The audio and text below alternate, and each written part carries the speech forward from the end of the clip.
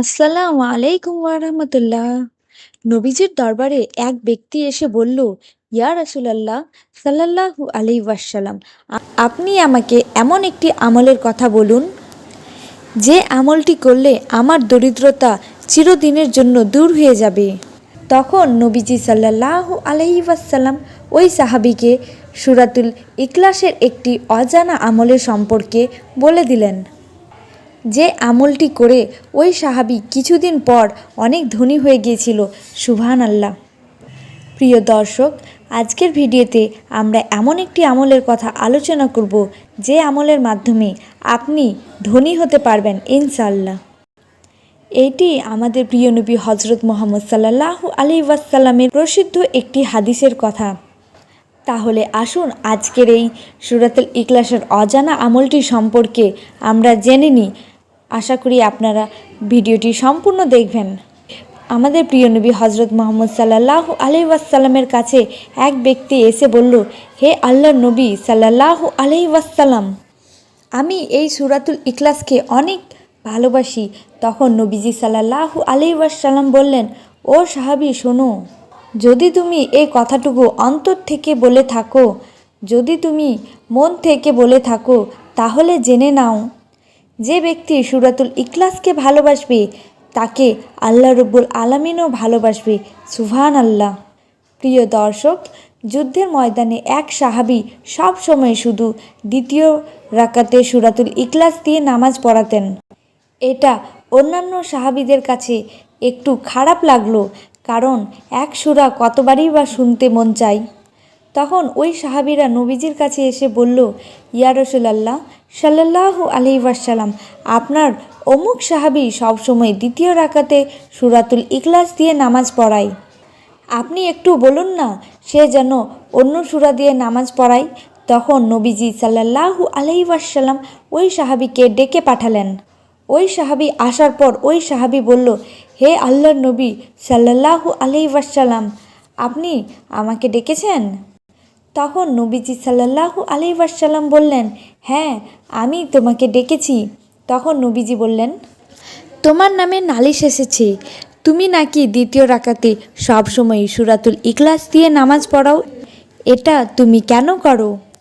তখন ওই সাহাবী বলল, ও নবী, আমি এটা করে থাকি, তার একমাত্র কারণ হলো আমি সূরাতুল ইখলাসকে মন প্রাণ দিয়ে ভালোবাসি। তখন নবীজি সাল্লাল্লাহু আলাইহি ওয়াসাল্লাম আশ্চর্য হয়ে বললেন, আসলেই কি তুমি সূরাতুল ইখলাসকে মন প্রাণ দিয়ে ভালোবাসো? তখন সেই সাহাবী বলল, হ্যাঁ ইয়া রাসূলুল্লাহ সাল্লাল্লাহু আলাইহি ওয়াসাল্লাম। তখন নবীজি সাল্লাল্লাহু আলাইহি ওয়াসাল্লাম বললেন, ও সাহাবী, যদি তোমার অন্তরের কথাটুকু, মনের কথাটুকু সত্যি হয়, তাহলে জেনে নাও, যে ব্যক্তি সূরাতুল ইখলাসকে ভালোবাসে আল্লাহ রব্বুল আলামিনও ভালোবাসে। সুবহানাল্লাহ।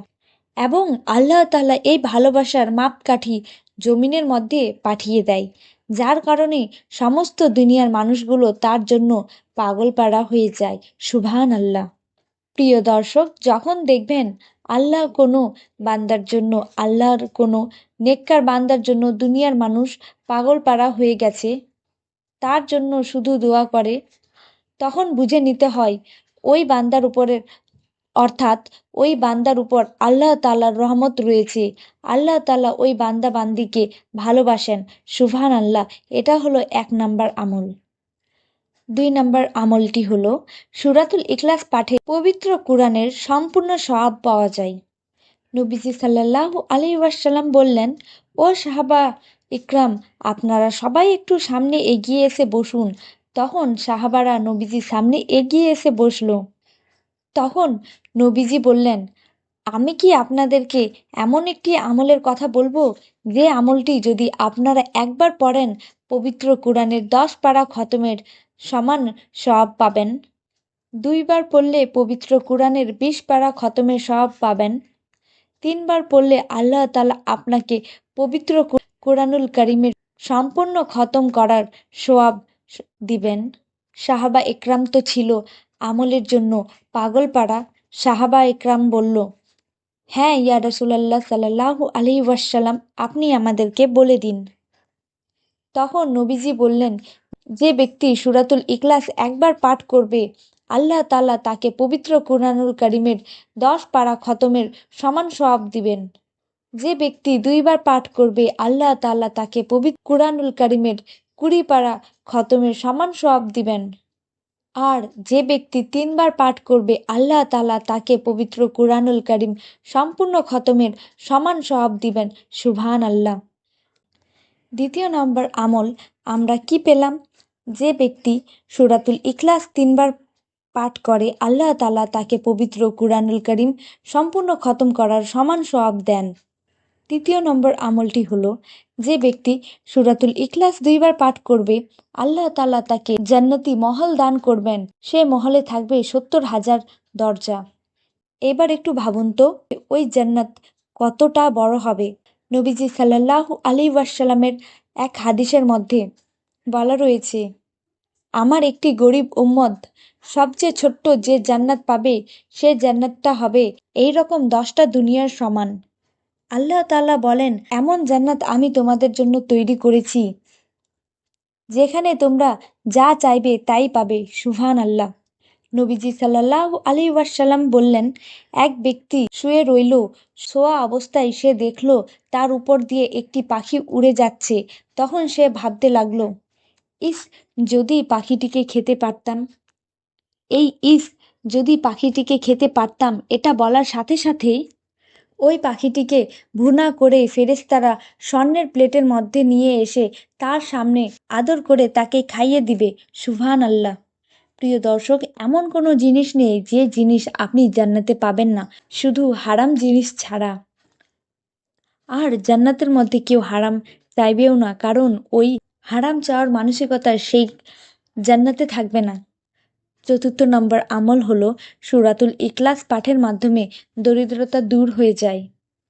নবীজি সাল্লাল্লাহু আলাইহি ওয়াসাল্লামের কাছে একজন সাহাবী অথবা একজন ব্যক্তি এসে বললেন, হে নবী, আমি একেবারেই দরিদ্র, আমার ঘরের মধ্যে থেকে দরিদ্রতা দূর হচ্ছে না।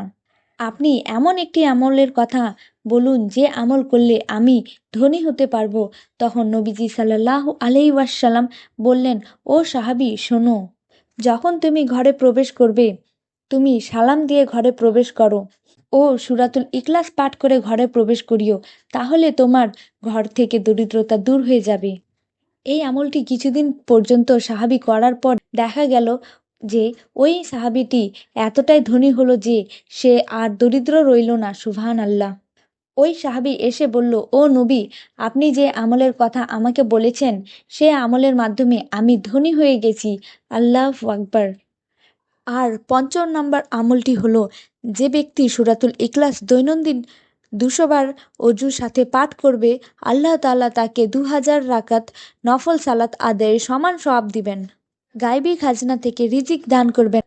আল্লাহ তাআলার রাগের 300 দরজা বন্ধ করে দিবেন। জান্নাতের 70টি মহল দান করবেন এবং সর্বশেষ পুরস্কারটি হলো, আল্লাহ তাআলা তার জানাজায় মৃত্যুর পর তার জানাজায় হাজারো লাখ ফেরেশতা শরীক করবেন। প্রিয় দর্শক, এইবার একটু ভাবুন তো, যে ব্যক্তির জানাজায় আল্লাহ তাআলা স্বয়ং তার ফেরেশতাদেরকে পাঠাবে, ফেরেশতাদের শরীক করবে, তাহলে সে ব্যক্তি জান্নাতি না জাহান্নামী হবে? প্রিয় দর্শক, পাপী বান্দাদের জানাজায় কোনোই ফেরেশতা আসবে না। প্রিয় দর্শক, এই ছিল আমাদের আজকের আমল। আশা করি আপনারা সকলে আমলগুলো ঠিকঠাকভাবে বুঝতে পেরেছেন।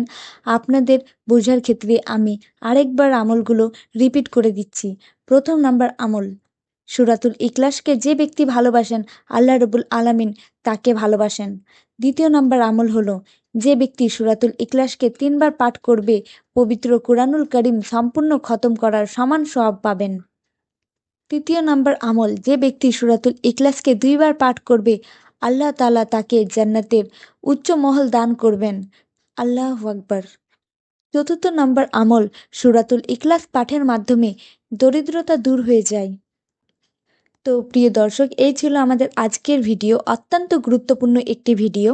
সূরাতুল ইখলাসের এই 5টি আমল আমরা সব সময় করে আল্লাহ তাআলার দরবার থেকে পরকালের জিন্দেগিতে জান্নাত চেয়ে নেব ইনশাআল্লাহ। আল্লাহ রাব্বুল আলামিন আমাদের উক্ত আমলটি করার তৌফিক দান করুন। আমিন।